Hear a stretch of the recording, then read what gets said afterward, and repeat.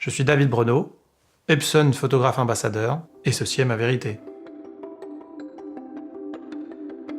Ce que j'aime bien retrouver dans le reportage de mariage, la vérité que j'aime bien retranscrire, c'est justement la vérité des émotions. Si on n'a pas le moment, le regard, l'instant T, en fait, on n'a rien.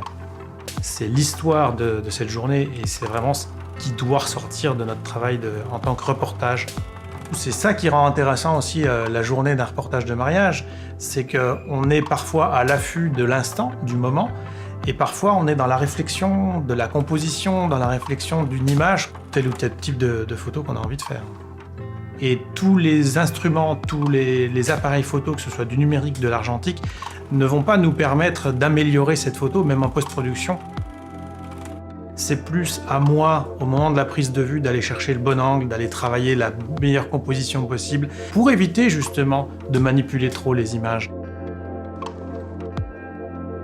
Le moment qui pour moi a été un déclic dans ma carrière, c'est la rencontre avec le photographe américain David Jay, qui m'a fait comprendre justement à cette période-là qu'on pouvait faire de la photographie de mariage, de la photographie d'art, et c'est ce moment-là qui a été vraiment un instant décisif dans ma carrière.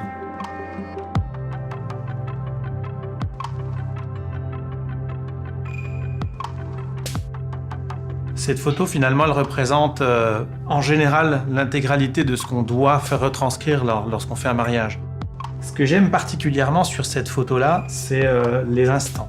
Ça, c'est un moment précis dans la journée d'un mariage, c'est juste après la cérémonie, où la maman vient prendre dans ses bras sa fille.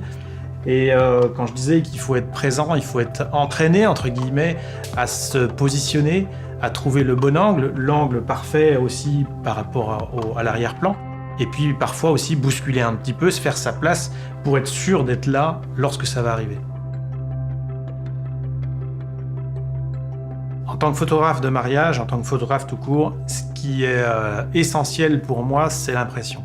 Je n'imagine pas une photo sans l'avoir imprimée. C'est vraiment le métier de photographe d'ailleurs.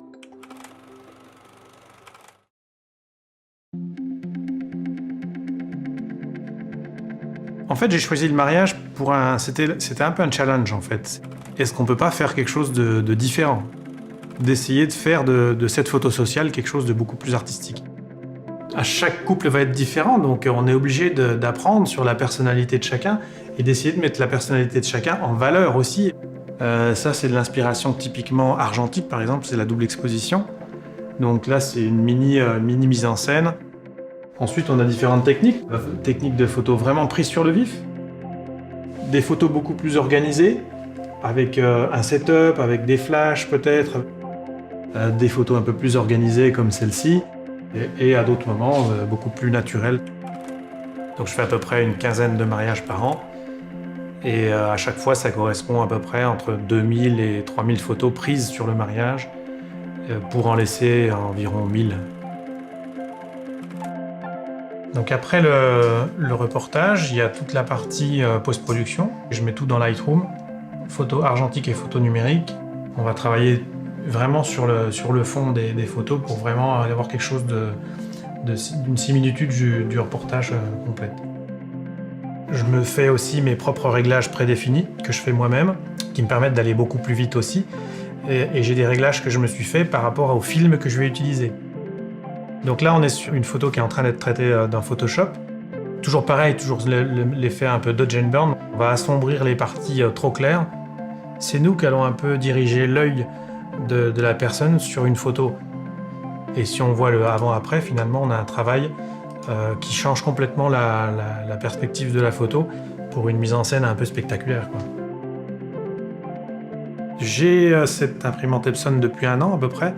Mon business a évolué parce qu'aujourd'hui, je ne peux plus travailler sans impression. Et donc, je suis comme une galerie. Par contre, je suis mon propre fournisseur, finalement, de tirage fine art. D'ailleurs, ma taille de prédilection serait plutôt le 60-80, parce que j'ai tendance à aller vers le grand tirage. Pour moi, plus le tirage est grand, plus la photo est belle. Donc, sur cette photo-là, j'ai choisi le Cold Press Bright. C'est un papier texturé, et donc par rapport à cette photo-là, j'aime beaucoup. Il va mettre en évidence encore un petit peu plus, soulever encore un peu plus les détails. Chaque photo mérite un papier spécifique et d'où l'intérêt de faire des tests. En fait, cette imprimante me permet d'aller encore au-delà de ce que je proposais jusqu'à présent dans mon business, puisque l'idée c'était de faire de la photographie de mariage un art. Et l'aboutissement de cet art, finalement, c'est le travail que me permet cette imprimante avec des tirages de qualité. En fait, Epson m'apporte beaucoup avec cette imprimante, que ce soit pour la colorimétrie, le choix des papiers, la facilité d'utilisation. Ça, c'est vraiment quelque chose qui est très intéressant.